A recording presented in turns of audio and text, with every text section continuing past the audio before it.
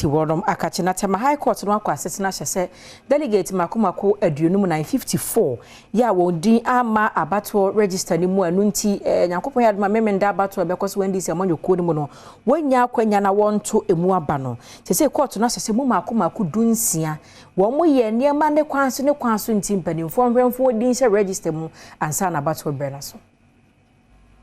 Tema High Court ekwa asetena koto ni maboso de toso num no si gina yese wo mo a afaveti mu a wo ye branch executives no wonfa won dibre ema wo mo afei so won sanfa won din enhye ballot register ni mu ansana NDC amanyoko ne primaries edru ho enipa makomako aduonum nan en wo yi won din efiri mu a ebi so kra emfa ho se wakovetin amuaje watumu no abato no wanfa nhyehyɛ so mpo na nkampese wode won dibre ama wo mo ne senti court ahyese saafo ni nyina wonfa won din enhye abato enkrata no emu. Branch executives ensia Jonas Tete Obinya edi wanimu enede nkrata ekoto court wanim ejire mu ma nipa aduonum nan a osusu se amanyoko yimpanimfo ene wo mu ani ni yie. His Lordship Justice Emmanuel Ankama Eshese Mobole Basic School ene New Ningo South A oma won kwan no won to aba penimpa ene branch a wo Mobole Jonas Tete Obinya no ni Adom Kasee etwetwe enkomo editu dwase wo hwekwan se gina ya court wesi no amanyoko yimpanimfo ebeji atomu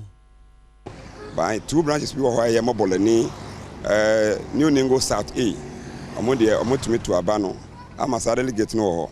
ni sa delegate 19 amount me afa mo en fa nko two delegate list no meti e kwa to aba no wo constituency level no mama ye to aba ne bi nti an kranya me enye de kra se ese ne ma bi e basa ti me de asem no court enye me ko a some of the branches omo wo pram ni ningo nti no court ma ruling Friday no nti no judgment na omo ye nyina ko ye se e say four branches na e wo ho no omo ye